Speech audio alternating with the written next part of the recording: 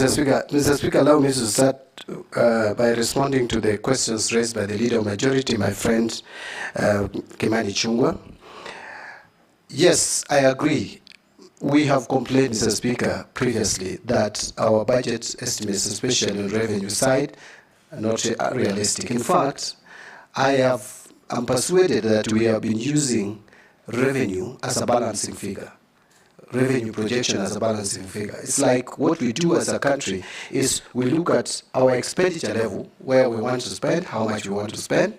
Then once we get that total, then we ask ourselves how much can we raise from the loan or debt market, external and domestic. Then the remaining amount we put as revenue projection. That to me is very wrong. We must reform the economic policy department of National Treasury. Reforming does not mean you lay off staff. I want to be very clear there. Just focus our economic projections so that they are realistic, they are based on evidence of economic growth. If previously you have not been able to collect so much, why do you then pretend that you can collect so much in the subsequent year? Like Mr. Speaker, we have collected only 2.2 trillion this year from ordinary revenue. Yet we are projecting to collect, we are projected initially before the challenges we faced with the finance bill to collect 2.9. That is a whooping 700 billion increase. That was not realistic. Right now it has come back to, or come down to 2.6. So we must be realistic in our revenue projection. But even be that as it may, we must also still enhance revenue collection by reforming KRA, because we are still under-collecting. But in terms of budgeting and projections, I agree with Honorable Ichung'wah that we are going forward, we are going to be more realistic so that we don't have big budget deficits and budget revisions in the course of the year, as we have had it previously. In terms of how do we address the challenges of collection of taxes, custom duties, it is, and I mentioned it, the system is porous. We must make sure that we automate it and automate it properly. Sometimes we pretend to be using automation, yet we use outdated systems that are just aiding the leakage of revenue instead of helping. We must carry out proper review and evaluation of KRA. I have the first meetings, I will guarantee this committee, if you approve my nomination to become the CS, National Treasury, my first meetings will be focused on how to reform KRA. Because without that, we are not going to succeed in revenue mobilization. Honorable Junet, you've raised the issue of debt, and you have asked, how do we determine real from fake debt? I don't want to use it fake or real, but I talked about accountability, debt accountability, public debt accountability. And I said, I am committing that we must try to make this a statutory document so that every Kenyan knows how much we owe, to who, and at what cost. The other thing that I want to talk about in debt management is we must manage our liability. We have to restructure our debts. Let me just give me 1 minute, Mr. Speaker, to say the following. That if you look at how our debt was structured, especially external debt, in 2010, we had 60% of that debt, 66 actually, under multilateral, which are concessionary loans, and only 4% on commercial debt. We moved to a point where 31% in 2020, 31% of our debt was commercial debt. Averaging interest rate is 8 to 9%. That is not sustainable for an economy. It is now coming down, it is 23%. My focus is to have commercial debts at no more than 5% of our debt portfolio, external debt portfolio, and have 75% of our debt under multilateral debt and only 20% or thereabout on bilateral debts. With that, you can clearly reduce the cost of debt. But something else about debt is, Mr. Speaker, and sample this, honorable members. Our debt portfolio is 50-50, almost, external, domestic. Yet interest payable per year on external debt is 260 billion, on domestic debt is 700 and almost 50 billion. 3 times we are over borrowing domestically. And we have raised the interest rates of borrowing domestically. I know I'm one of the people, if you look at my wealth declaration, I have a government bond I've bought of 13 million, and I'm getting almost 16% returns. That is unsustainable. We must have a conversation, Mr. Speaker, and not to scare anyone. We must have a conversation with banks. We are not going to control interest rates. We want you to give the country hope. Yes. You are doing so. Yeah. We are not, I'm not going to advocate for interest rates control, as in setting the rates to be charged. It had very disastrous result when we attempted that, remember, through a legislation. But banks promised us, Mr. Speaker, banks promised us that if we remove the rate caps, they would loan even more to the private sector. Presently, that is not the case. In fact, bank executives sometimes can just sit and take teas and do nothing, but still make money for shareholders by buying government bonds and government bills. We must move away from that. Actually, we have crowded out private sector.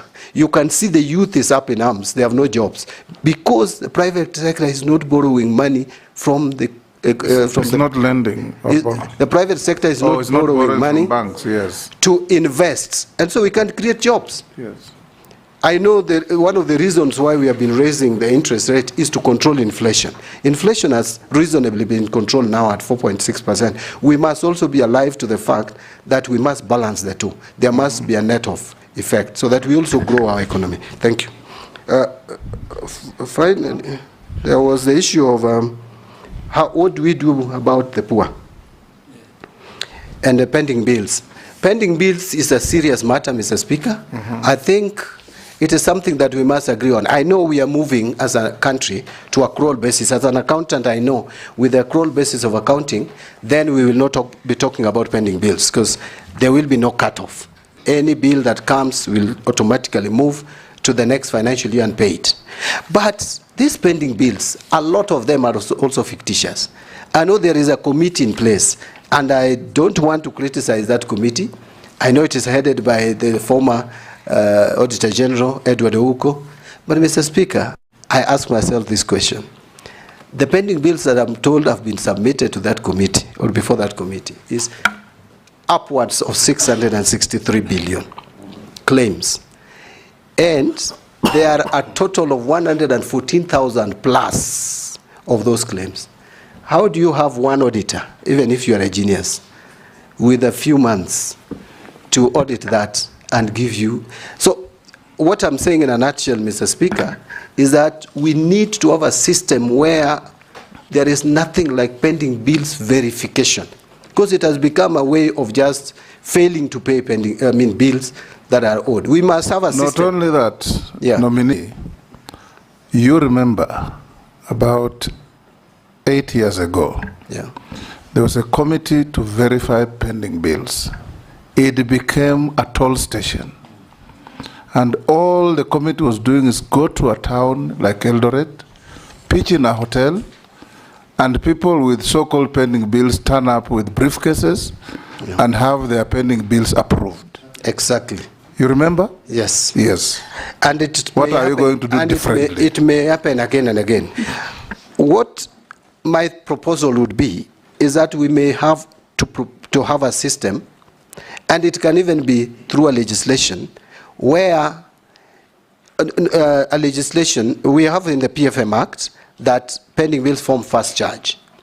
But we should criminalize failure to pay pending bills. But above all, as CS Finance, which does not even require any policy or any legislative intervention, I will make sure that we have a system in place which locks anyone who attempts to pay a new bill and ignoring an old one, the system can lock you out. So that first in, first out. If a bill is supposed to be payable, let it be paid. This idea, I remember I've been an accountant at the University of Nairobi, and during our time, Mr. Speaker, what used to happen is you'd prepare checks. You know, there was cash flow problems. You'd prepare checks and put them in a drawer, many of them, a bundle.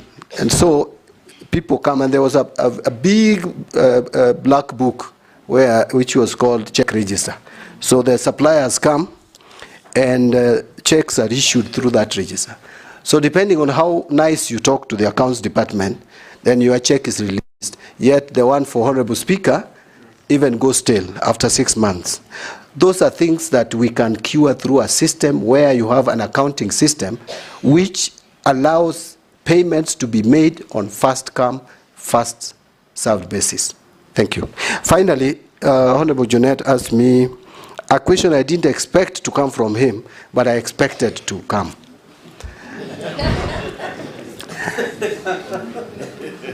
Mr. Speaker, I've been asked about bottom-up. Bottom-up economic transformation agenda. That is how it is called. Let me tell you, through you, Mr. Speaker, tell Honorable Junet this, that bottom-up is actually a concept of UDA, read Kenya Kwanza. But I want to tell him that if you look at the philosophy of UDA and ODM, there is no difference. Actually, the two are social democrats. Yes. The two political parties promote social democracy. But let me leave that for that. Look at better. What is it all about? It talks about job creation. It talks about cost of living. It talks about agricultural productivity. It talks about digital economy. What about ODM? What was in our manifesto? We talked about the same. Actually, the better concept is on value addition. Now, ODM manifesto, which I participated in drafting, we had manufacturing emphasizing on agriculture as raw material. So it is manufacturing supported by agriculture. Did you read Animal Farm? I read it some time back, Mr. Speaker. Yes. But now, better is on value addition. Yes. For agriculture for value addition. ODM, agriculture for manufacturing. Semantics. But again, finally, Mr. Speaker, housing was our concept, both of us. But finally, Mr. Speaker, there is the Constitution and the PFM Act, which will guide my conduct in office, if approved. Thank you. Naisula, yes. If you allow me, Honorable Speaker, just a supplementary on one of the things John Buddy said around working with the National Treasury and your work as a Member of Parliament, the abuse of Article 223. Yes. And you know, since we were both in the Budget Committee, this has been a huge problem.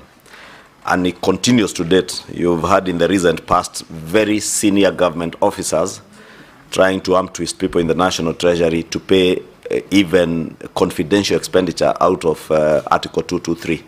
I want to hear what you intend to do to now stem from the root cause or where this problem emanates from the National Treasury, abuse of Article 223. Lastly, when you spoke about the good things that we lost in the finance bill, you may or you may not agree with me that partially the problem was out of very poor communication by the National Treasury. Kenyans out there were left to just listen to what was being said by members of Parliament during debate on the finance bill to know what were the good things in that finance bill. How differently will you now, at the helm of the National Treasury, if approved by this committee, will you communicate to Kenyans to be able to know that a finance bill, as you said, is an omnibus bill? It has very many good things for the benefit of the country, which get lost in the misinformation and disinformation campaign that was there with the last one. So my question is, how will you shift the communication from the National Treasury. And with all respect to those who were there before, there was literally no communication coming from the National Treasury.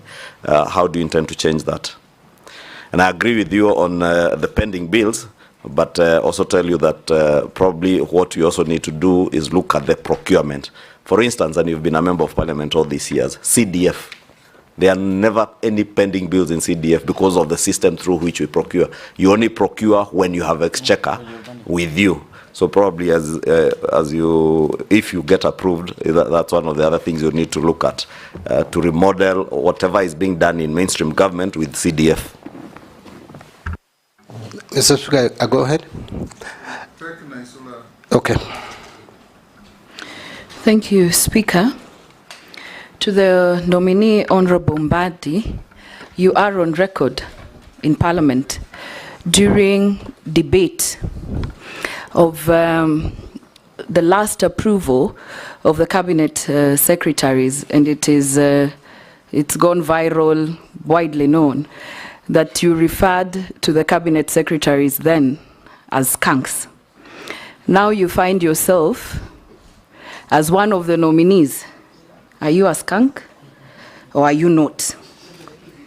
The second question is that we have advisors who, I'm reliably informed, sit at State House, who advise the President on matters economy. You will be seated at Treasury.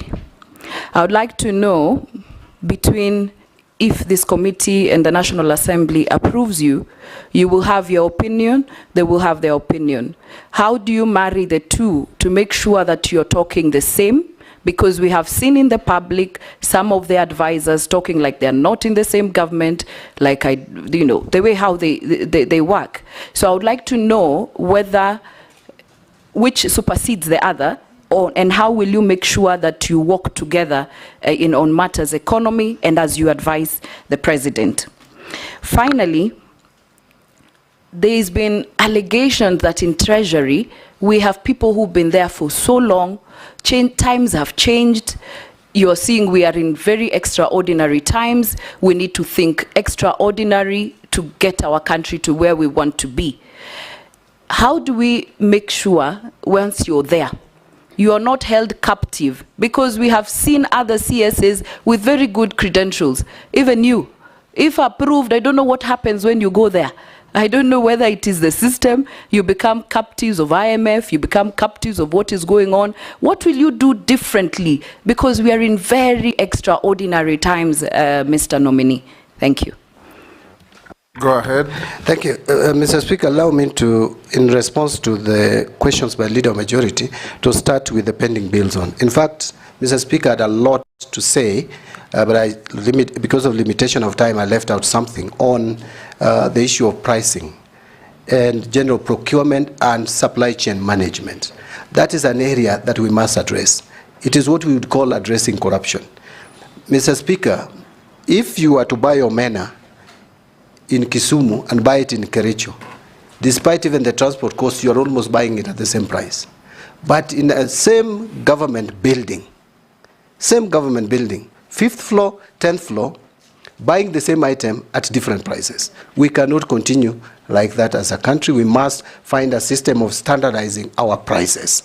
And again, there has been talk about automation. End-to-end procurement must now be implemented. We cannot procrastinate further. Kenyans are crying for value for money. Kenyans are talking about economy in the use of our resources. That must be realized by deliberately ensuring that we automate procurement, from the budgeting to procurement, to receipt of goods, to payment. It must be end to end. This idea of saying we will implement it in July, now it has been moved to January. The moment I become a CS, I want to make sure that that is implemented so that there is value for money. We can save. The former president talked about us losing 2 billion shillings a day. The current president has also talked about us wastage. In fact, Mr. Speaker, you'll remember there was a time we used to talk about 10%. Now it is 30% and counting. If you listen to those who are involved in procurement, we cannot continue in that trajectory, especially now that resources are becoming more and more scarce. We must make sure that the little resources that will collect, responsibility of CS Finance, by the way, to ensure that there is proper accountability and transparency in the use of public resources. On the issue... Are you saying that apart from the IFMI system is not working? It is not end-to-end. IFMI system is, the procurement is broken. It is not end-to-end. They will tell you we have automated procurement. It's not true. So we must make sure that from budgeting all the way to payment and even use of goods, it is seamlessly integrated. We must do that. Mr. Speaker, and they have pushed that to January. They have been pushing that automation. Every time they push it, the time comes, they push it. If procurement is pushed, another date is given. So there must be a stop to that, and that stop, hopefully, will be under my leadership at the Treasury. On the issue of... if we approve you, in how many days will you achieve this? I want to work with the new set deadline of January, so that we don't pass January again. Okay. Yes. The communication, I am in total agreement. In fact, the reason why we lost the finance bill was communication. And this we must change. And by the way, one thing that I would want to talk about and maybe advise the current government, now that I'm going to sit at the highest policy decision-making body, if approved, is that we must improve on our communication. All departments, communication cannot be left to one individual called communication, Honorable Mwaura, no, government spokesman. We must have every ministry and department communicating explicitly and clearly to Kenyans. And Treasury is going to lead. I have already inquired and found that we have a state-of-the-art media center at the Treasury on 14th floor, Mr. Speaker.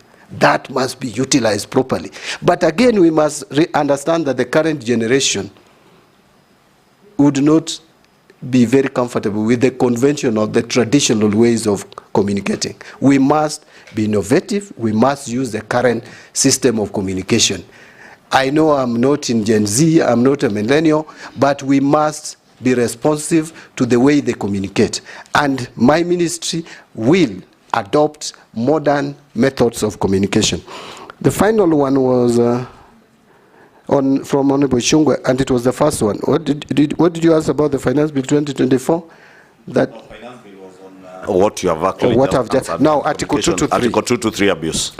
Now, Honorable Shungwe and I have complained over the years about this Article 223 being misused and abused. Remember, Mr. Speaker, Ruaraka land was bought through Article 223, which, if you look at the Constitution and PFM Act, is very clear on how we should apply or use Article 223. It was for a good intention, that before that the government may find that there is something that should be addressed urgently, but there are not enough funds.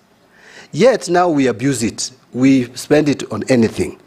Fortunately, it requires approval of the CS Treasury. And so if that abuse is to continue, it is John Badi, if you approve my nomination, who will continue with that bad habit. But I came up with a legislation, Mr. Speaker, not to cause any aspersion on this when I was just recently. I'm still a member of parliament anyway. I wanted to have some controls and checks on application of this Article 223. It was frustrated at the committee stage of the House, Committee of Finance. Why? Because Treasury refused to accept that legislation, where I wanted, before money is spent, before Cabinet Secretary approves, he should inform Parliament, give Parliament 17 days, just because Parliament is the one that has the constitutional mandate to approve expenditure. No any other body, even Cabinet Secretary. But now, it was frustrated. I hope another member will pick it up now that I'm there, so that I don't resist it further. But I want to give guarantee in the meantime, with the current legal framework, I will not allow for abuse of this. You become part of government, introduce us a government bill through the majority leader. I will be very happy to take it up if he sends it as Take minister it to now. cabinet. Thank you, Hand over to majority. But Mr. Speaker, let me just give confidence that this article will not be abused, even with the current legal framework. Okay? To the questions by Honorable Naisula, skunk. Mr. Speaker, let me say the following. Up to now, I'm a member of the National Assembly with a mandate to oversight, with a mandate to legislate and to represent. Mr. Speaker, I have a duty, up to now, to vet and approve President's appointees. I must discharge that mandate properly. And that is what I did. I am moving to the other side of the executive. I will not have that mandate anymore. It is now the mandate of Honorable Naisula and the rest of us to determine whether John Mbadi is a skunk or not. I want to leave it there. On advisors, it is true, and by the way, you can't stop the president from having advisors, whether political, economic, or otherwise. He has that mandate, he has that authority to hire. The only thing I want to state is legally, I am the principal, or I'm going to be the principal, if approved, advisor to the president on matters finance. You advise, the person advised takes the advice or not. You cannot force the person you advise to take your advice. But I also believe that these people are professionals like me. So we would be engaging at one point and agreeing or disagreeing, but the final decision will be taken by the cabinet, which is chaired by the president. Finally, the only caution I would give is if you're an advisor, please make sure the person you advise communicates. Don't communicate on behalf of the person you advise. So if I have advisors today, what I would do is to tell my advisors, please make sure when you advise me, I communicate the advice. The rule of thumb, advisors are never known. Thank you. They are backroom operators. Yes. Thank you. Finally, it's about, you are very polite. They call them treasury mandarins. The people who frustrate the efforts, the good efforts of the treasury. I don't want to call them treasury mandarins. Some of these gentlemen, ladies and gentlemen, are actually very experienced. Almost all of them, by the way, very experienced economists, accountants, finance experts, etc. It is just about leadership. I'll provide leadership at the treasury so that we make sure that we work for the interest of this country. If there are gaps, I want to call them gaps. If there are gaps in resource capacity or human resource capacity at the treasury, I will liaise with the relevant authorities to make sure that those gaps are filled. Thank you. Yes, Nelson. Maybe even one question. Yes, Honorable Mbadi. Maybe even hijacked and asked three. Ask one question each so that others can also ask. Maybe even consider further shuffling some of those senior treasury officials. I'm told that the mafia and the cartel there is so strong that they decide on when to send an exchequer, to release an exchequer where.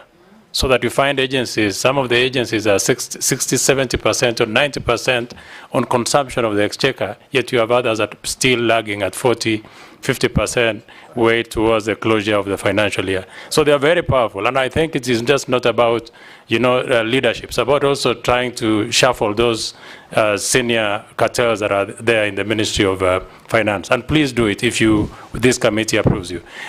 Mine was a comment. And a question is the exchequer, not exchequer release, on shareable revenue to the counties. Most, the law says the 15th of every month, the shareable revenue should be released to the devolved units. It has never been done in the last 10 years. What will you do different to make sure that our counties receive their shareable revenue on time? Thank you, Honorable Speaker. Honorable Mbadi, should you be approved? This country is in ICU. in my look, it's in ICU. Number two, the success of all other cabinet secretaries that Parliament might approve, which now seems to be an alumni of Nairobi University, the success or failure of cabinet secretaries will be University of Nairobi. University of Nairobi is now the cabinet is alumni of Nairobi University, but the success of the Bombadi should be approved is actually you. The success or failure of all of them will actually be you. So my question is this: what took us where we are from the public is opulence. It is the behavior of public servants and government servants vis-a-vis the performance of our economy. The talk of a performance of our economy is that it is very bad. The behavior and the look of the people who work in government is that it is very good. And I will give you an example. A minister driving a Prado, and then he has a chase car, which is a Prado. And actually two of them, I have seen this on the road.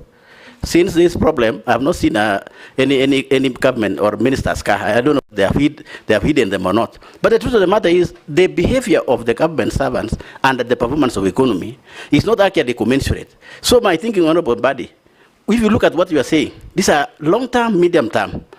I would propose, should you get this opportunity, let the minister drive a maximum car of 2,000 cc. Do what Kibaki did during Kibaki, so that the behavior of government servants and the behavior of our economy actually goes together. But if you don't do that, Honorable Bombadi, that the people of Kenya will see, then you will be actually a failure. Maybe mine is a comment, Honorable Speaker, but that is a very big comment. What is your opinion, Honorable Bombadi? I thank you, Speaker. Take the third, Kikaria. Thank you, Honorable Chairman. Mine, first of all, is for the public out there. There has been this clamor that the president does appoint political appointees into. I think John Badi is answering them. They are out there. John Badi is making a good account to answer that question to the public. My question is to the nominee is this. Currently, you're the chairman of PAC, and the auditing financial statement usually are 2 years or 3 years in delay. The Auditor General's report, which is a very important report for purposes of oversight, usually come late, maybe 2 or 3 years behind. What steps will you take to expedite the conclusion and consideration of the audit report in Parliament? Thank you, Honourable Chairman. John, I'm reading what the public is sending to us. Thank you. Put to you later. Go on now. Answer Nelson. Yeah, I will start from Honourable Nelson, the Chair, Defence and Foreign Relations. On the issue of transfers or shuffling at the Treasury, what I would say is I'm going to look at the Treasury in its totality and see if there are gaps and if there are areas where we can change people, move one person from one place to the other. But to me, the most important thing to do is to have a system that functions. Because if you don't have a system that functions, whoever you bring may just mess you up. So we need a system that is functioning, a system that even if I'm away, would still ensure that what should be done is done. The issue of favoritism, where some MDAs get funded and others are not, that to me is a failure of the system. We must correct that and ensure that there is equity, that there is fairness, that the system serves all Kenyans equally. So it is about system. Once you put the system in place, the officers you will put will do what is required. On the issue of shareable revenue going to counties, you are addressing, Honorable Nelson, you are addressing a converted person. I am a supporter of devolution, and I know that we need to support our counties. Counties are struggling at times, and a lot of times. In fact, we are incurring a lot as a country by failing to send monies to counties within the required time. Why? Because counties end up borrowing money from commercial banks and pay huge interests on borrowed funds just to pay salaries. We must make sure that we reverse that. I know there are revenue constraints, but we must balance. We must manage our cash flow. That will be my responsibility. One of the most important and critical departments at the Treasury is that Department of Accounting, the department that deals with managing the cash flow. Honorable Kosing, I hear you.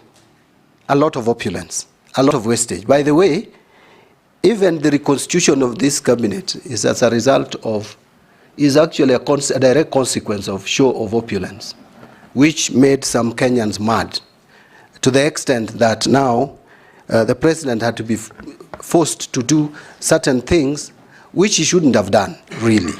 So we must contain wastage. We must contain wastage, but we shouldn't be mechanical about it. In my view, we should contain it practically. One of them is to reduce our operating expenditure. We must make our budget transparent. This idea of lumping budget lines and saying other operating expenses must go from our budget. What are these other operating expenses? We must be clear. If we are paying for mileage, Mr. Speaker, for example, let it be known. We know that members of parliament have to be facilitated to go to the constituency. I'm not saying that is parliament that is putting, actually parliaments rarely put block figures. It's good to use us as an example. Yeah, but I'm giving parliament as an example. But there are ministries, departments, which do that. Mr. Speaker, have you asked yourself why we still have one officer, a driver, taking impress for 200 staff for a training? Yet every member of staff has an IFMIS number. Let each person get a per diem allowance or imprest and comes back and accounts for it, like it happens in parliament. Anytime I move out of the country, I am given my imprest. I come back and account for it directly. It's not never given to clerks.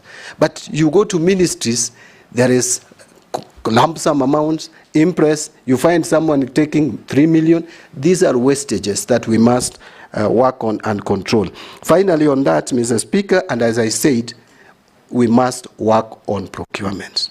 That to me is the elephant in the room. Honorable Gikaria, I know Kenyans have not had kind words for political appointees, but I also want to tell Kenyans out there that being in a political office is just a calling. Actually, it is them who elect us to those offices. It doesn't take away our training, background, and professional experience. I have said I've worked for 28 years. I am a professional, just like any other professional, whether in politics or in private practice or in otherwise. Remember, Mr. Speaker, I didn't say this. This Public Finance Management Act, my signature is here. I was in the task force which did this Public Finance Management Act. We were with the former CS Rotich. We were with Kamau Thuge, who is now the governor of Central Bank.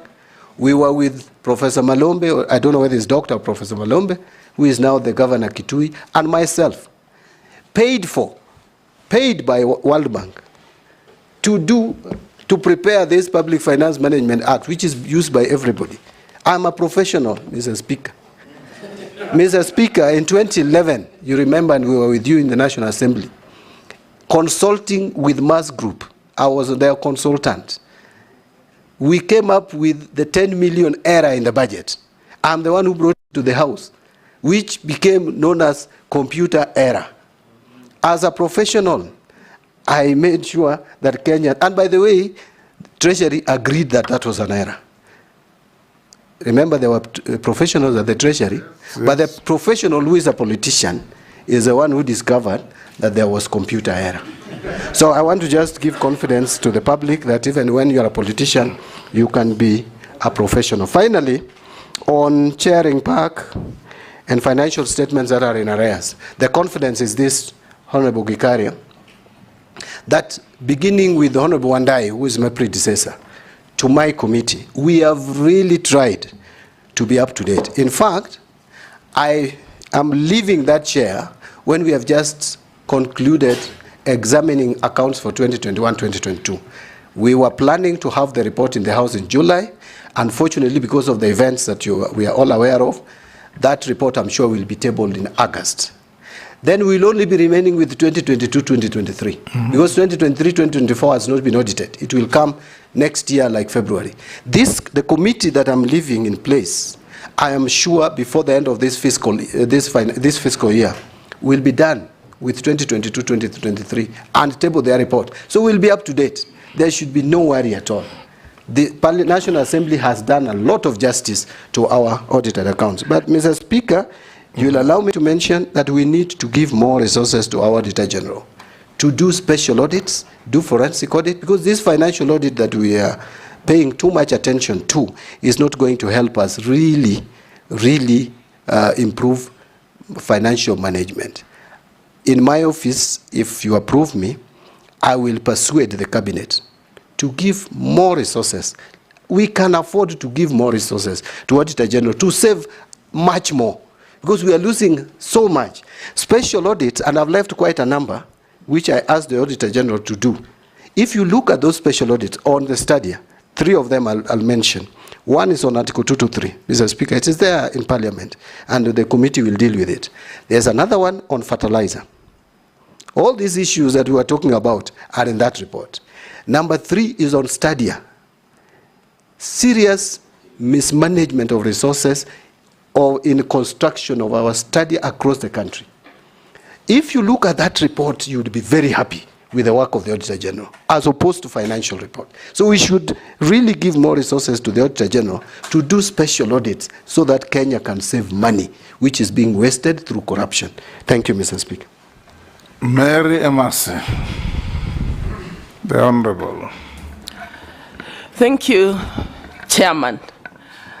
Nominee, my questions to you start from a statement you've just made to Kenyans, confirming that in the collapsed finance bill 2024-25, that indeed there were good clauses or good intentions for Kenyans. And that is why some of us who voted yes believed in incorporating the views of Kenyans through public participation, removing the bad and approving the good therein. Having said that, one of the reasons why we've been judged harshly by Kenyans, and again you've alluded to that, is the miscommunication. How we communicated the contents in the finance bill to Kenyans, which was surrounded by a lot of propaganda. Now my question to you, how best do you think that we should communicate to Kenyans? How best should we do public participation going forward? Because you are the one who is going to bring to us the next finance bill.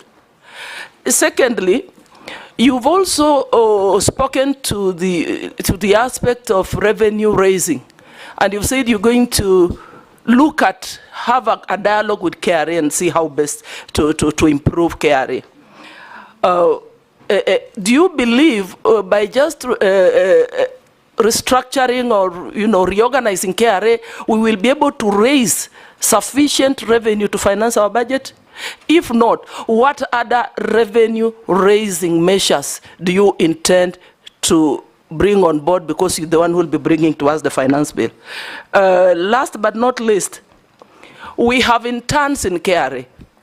Some of them have been serving for the last 3 years and just getting stipends. They have not been confirmed. Yet I'm also aware that KRA is understaffed.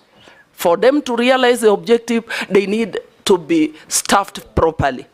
What are your thoughts? What are you going to do about it? And finally, the last one. One at a time. The last one, Honorable You've Speaker. hit 2 already.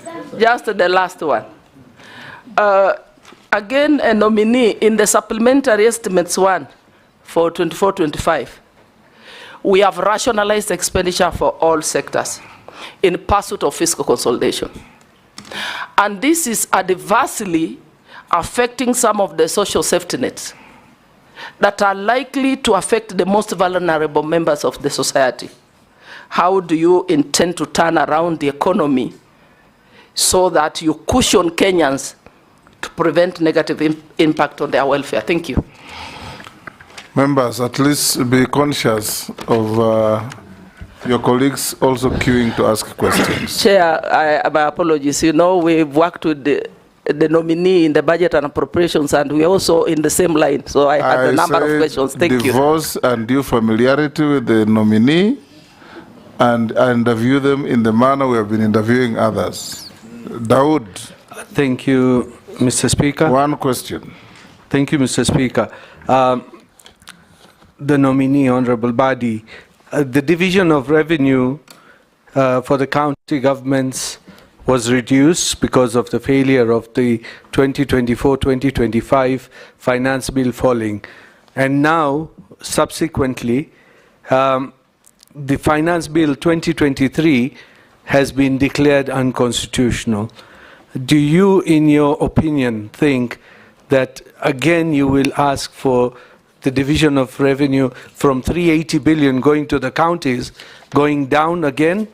Secondly, is the tax policy, being an accountant of long standing, you know, there has to be, tax has to be simple and not be changing each and every other day. You have to give businesses time to recover, because if you change tax policy every other year, how do people plan on what they are going to do? Because that is the other issue. You talked about pending bills as well. You said they should not be paid, or you will have a system.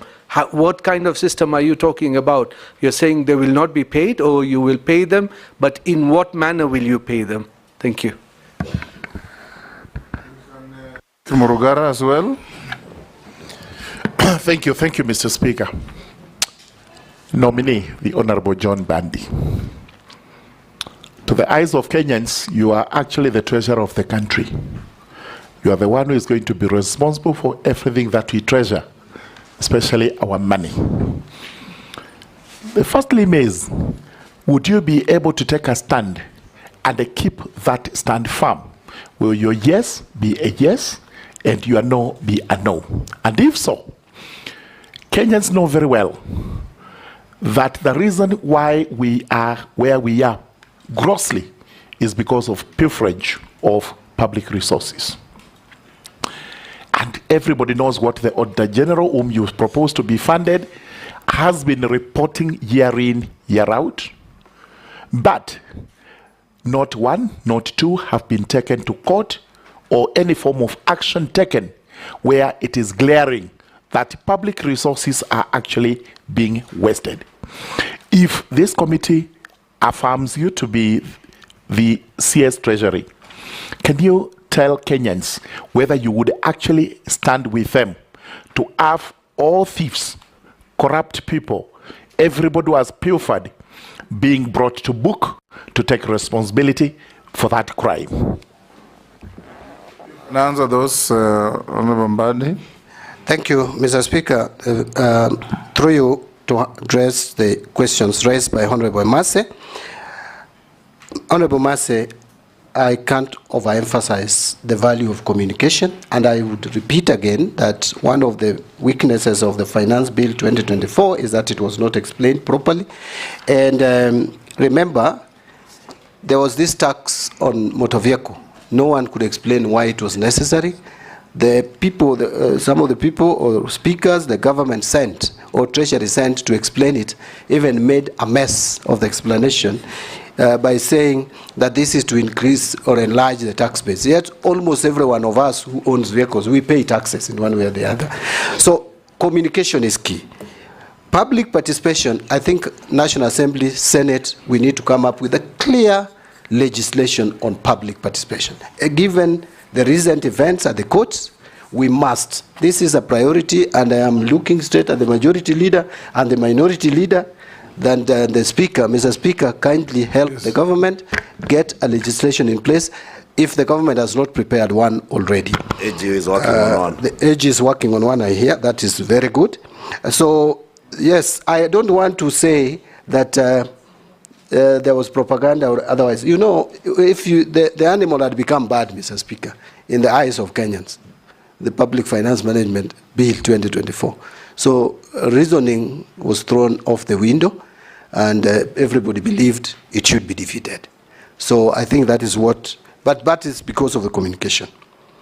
On the issue of, so you see, at the beginning, for us to communicate effectively on any matter that comes from government, first there should be believability.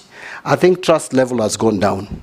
We must build it. We must rebuild trust level. The government must rebuild that trust level. On revenue collection, there are many other measures, but the most important is we must clearly have a state-of-the-art system to collect our taxes. Other revenue-raising measures, I want to mention that we must now think through methods that would generate revenue off balance sheet. One of them is climate change financing. Climate change has a lot of money out there, 1.3 trillion US dollars. We must tap into that money to reduce pressure on the budget. My colleague and friend Honorable Duale's budget should heavily be funded from the climate change financing. Kenya has already applied and has succeeded in securing 259 million US dollars, which will go to 47 counties. It should also help us generate or create jobs for our youth.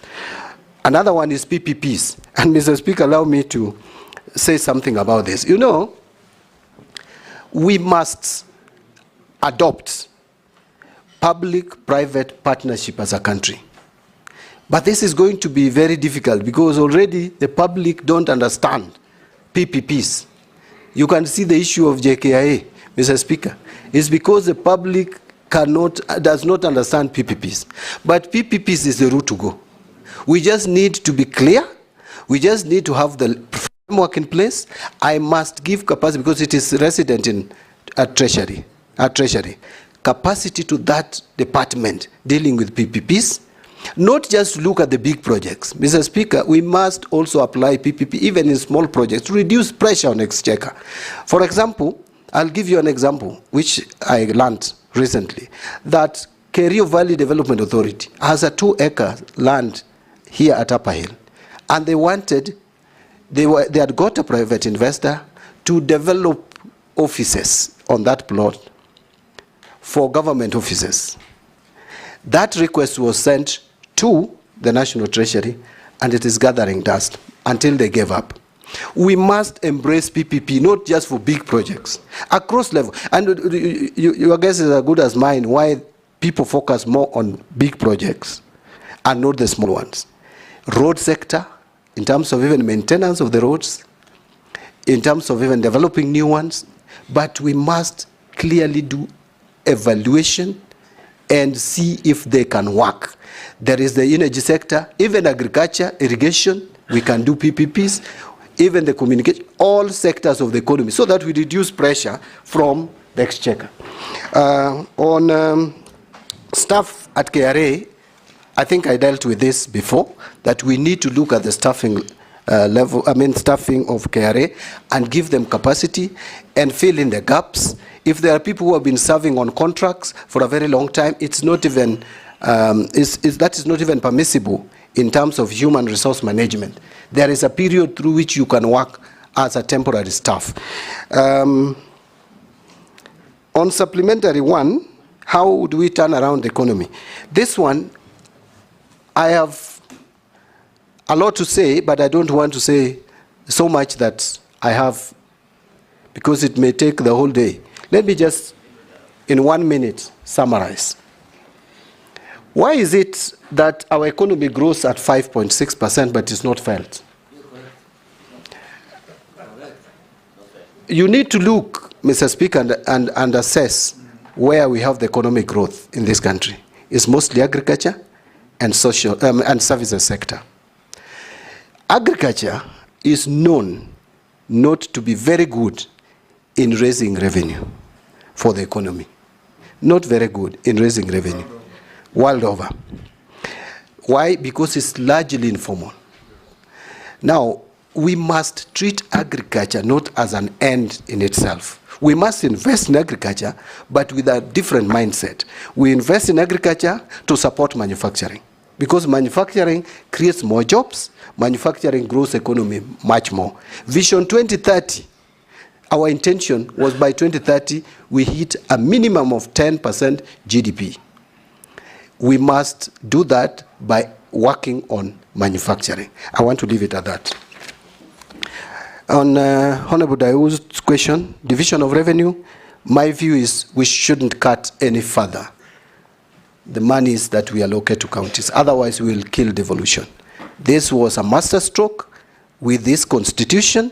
We must, and we owe it to future generations to protect devolution at whatever cost. And that is why in the PFM Act, the moment we approve money to counties, you cannot reduce money that goes to counties, even if there is a shortfall in revenue collection.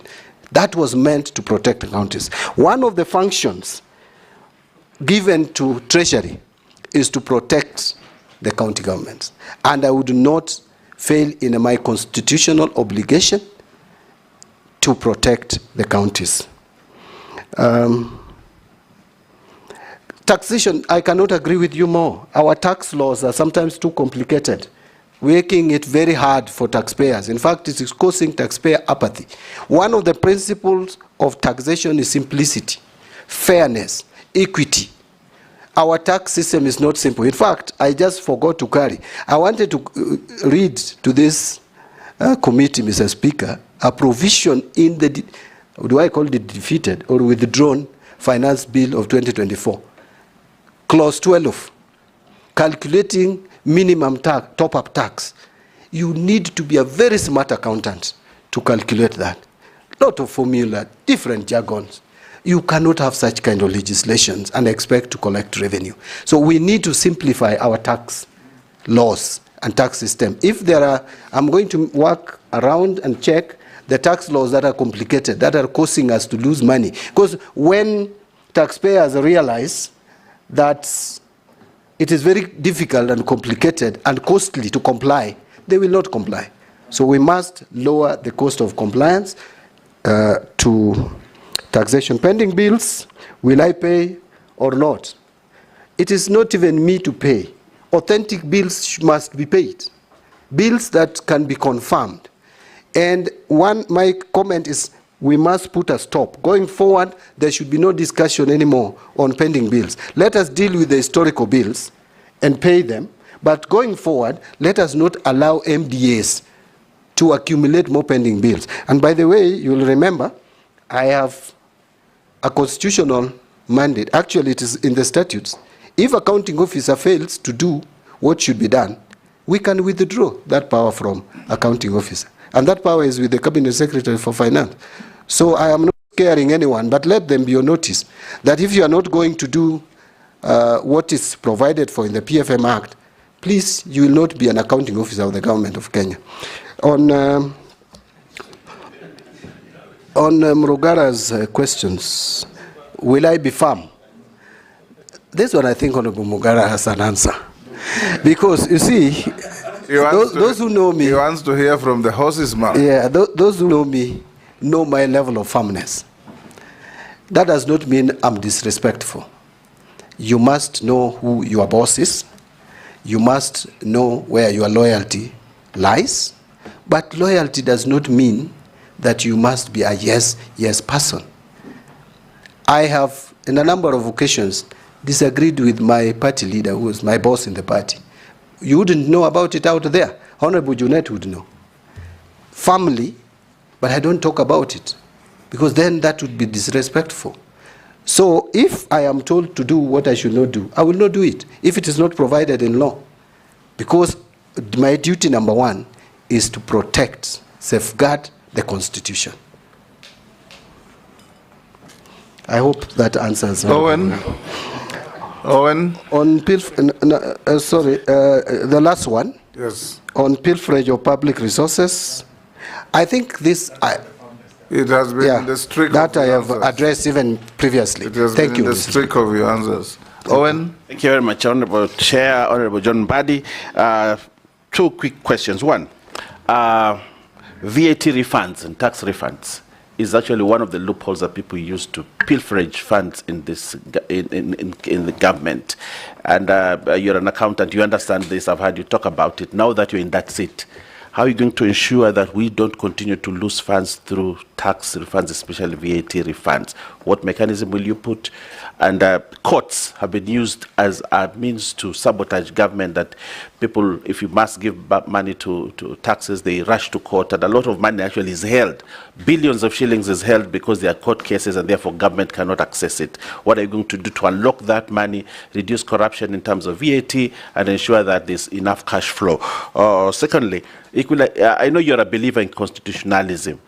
If you look at the Constitution, it's very clear. You have money for counties, you have money for national government. There's also another fund called Equalization Fund, for which many cabinet secretaries have never taken it seriously. And therefore, they pay counties, they pay national government, but Equalization Fund is put under the carpet. And actually, it is Treasury which manages it, unlike the other funds, and therefore they never, and yet Constitution is very clear on Equalization Fund, but this money has never, I think it was disbursed only once. If approved, John Buddy, what are you going to do about it? And lastly, John. Thank you. This is very important. Two questions. This is very important, Speaker, if you allow me. You have, in your career in Parliament as a public, I don't want to call you a politician, but a public service servant. You have disagreed a lot with a lot of the issues that have come from Treasury. A lot in Parliament. You have disagreed. Those are actually prepared by mandarins that you will find there. You know, and especially on finance bill and matters finance, you've agreed with them totally in almost everything, as you've been leader of a minority in. How are you going to change? Are you going to change the people? Or you will become, you know, there's a popular saying that same monkeys, same forest. You know, are you going to be one of the monkeys now there? Or are you going to say, I want all the monkeys out, and you become the bigger monkey and manage? Thank you. Robert? Thank you, Speaker. From skunks to monkeys. Now, Speaker, you'll allow me two quick questions, one on integrity and the other one on capacity of the nominee. And from the words of the nominee, trust level has gone down, and that's one of the problems we are facing. Now, this is a public office that you've been nominated to that requires serious public trust. I want to take you back. Today you've admitted that there are very many good provisions that were lost in the finance bill. In fact, you're looking for ways by which you will be able to redeem. But you on the floor vehemently opposed this finance bill. In fact, at every clause you said, reject the bill. So now, doesn't this make you appear pretentious, deceitful, and probably a master doublespeak? And why should Kenyans trust you? Because you've been on record and Kenyans watched and listened to you. Now, on the other bit, still on integrity, you know, we've had this case that one of your predecessors ended up in court on the issue of the dams, Aro and Kimwarer. I was in Parliament with you and we discussed this severally on the floor. These are payments that were made when, in fact, even the feasibility studies probably had not been completed. How will you make sure that this kind of payments will never again materialize from Treasury? And now on the issue of capacity, as Azimio, where you are a member until just the other day, we were alarmed by the Kenya Kwanza plans to increase taxes and borrow more, and we are saying we are not even seeing the development out of that money. Noting that Kenyans do not want punitive and excess taxes, and at the same time the young ones have said they don't want us to borrow. Can you tell us how you will navigate that space?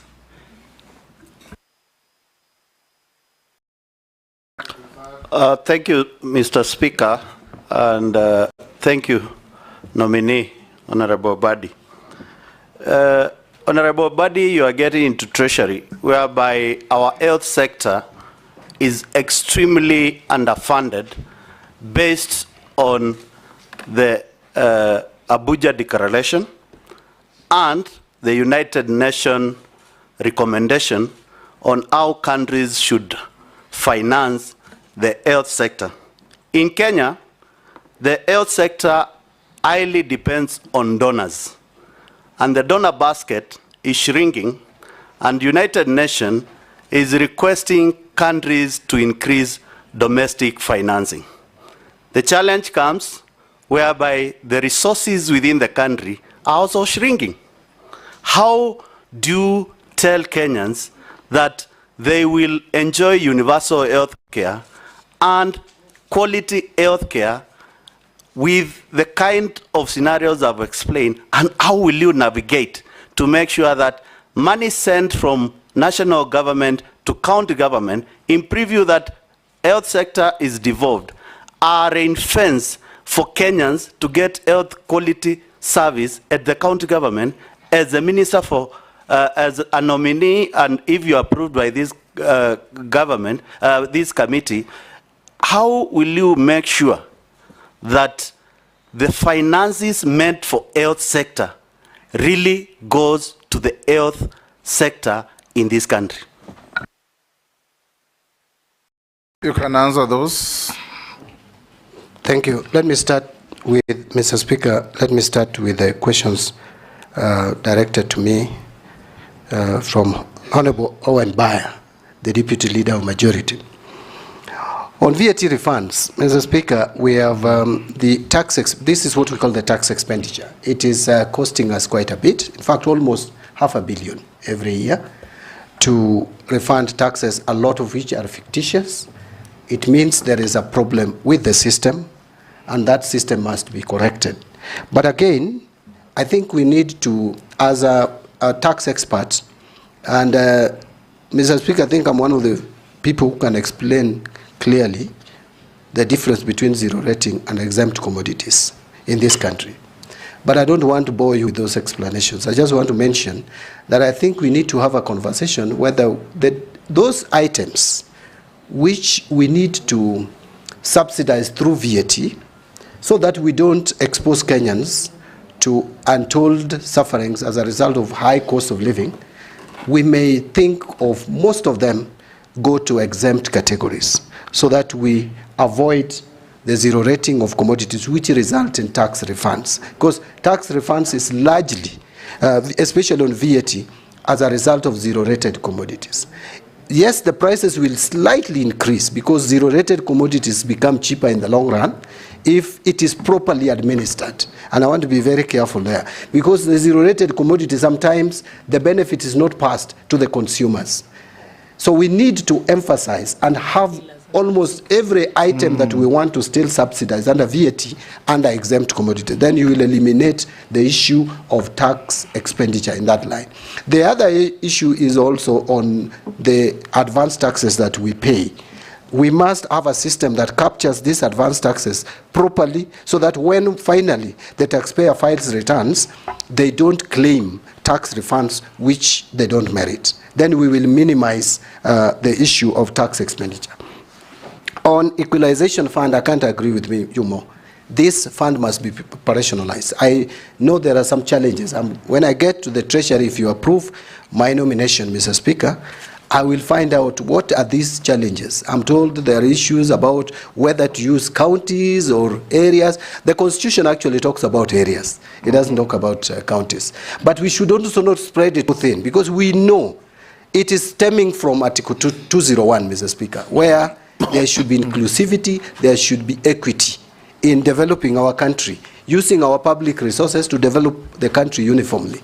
So we should not spread it too thin. There are certain regions in this country which have been marginalized over the years, from Sessional Paper number 10 of 1965. Those regions deserve attention, and we had only 20 years to do this. I know Parliament can change that, but why don't we utilize that properly? So when I get to the Treasury, I will make sure that this fund is properly operational. Every year the money is released. It's not even a lot of money to attend to issues of health, roads, electricity, and water. It's only targeting 4 areas.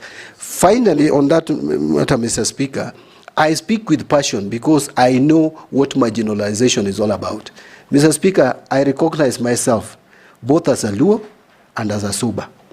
My mother is a Luo, or the late mother was a Luo. My late father was a Suba. So because in our society, you take your father's ethnicity. I'm so a Suba, so I am a Suba. Subas don't even constitute 2%, so we are a minority. I know what it means to be marginalized. I have been disagreeing with the National Treasury. No, I have not actually been disagreeing. I've actually You've been holding just a different opinion. Yeah, a different opinion. And by the way, now those opinions, we will have difference of opinion, Mr. Speaker, at the source. So it doesn't have to come to Parliament.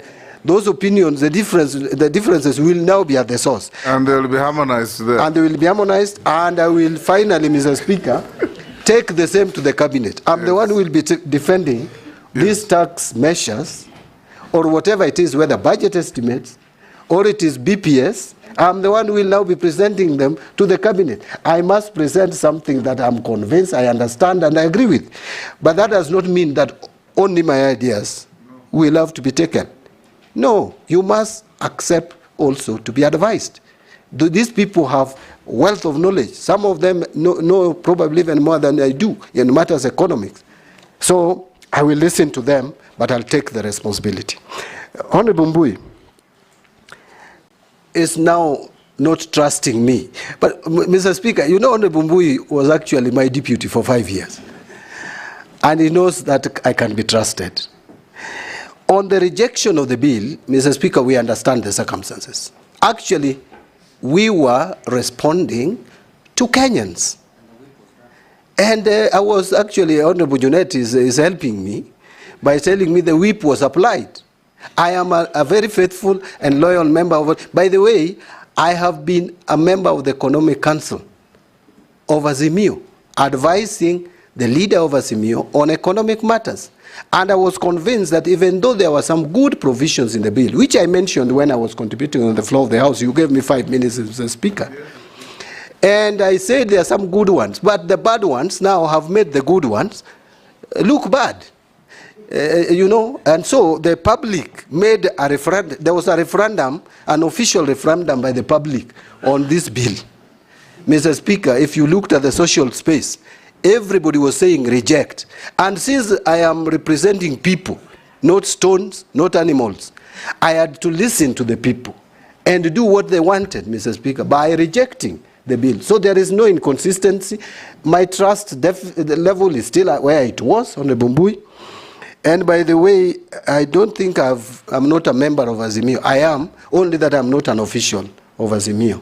I mean, I'm not holding any political office. I'm still a member of ODM, by the way. On Arawa and Kimwarer, that, I must say, contracts in this country, Mr. Speaker, and my stint as the chair of Public Accounts Committee has taught me something. That the contracts that we sign, especially financial contracts, are lopsided. They are helping the lenders more than they help the country. Why on earth would you start paying interest on money that you have not received? I don't understand it. I don't get it. And this is why I'm saying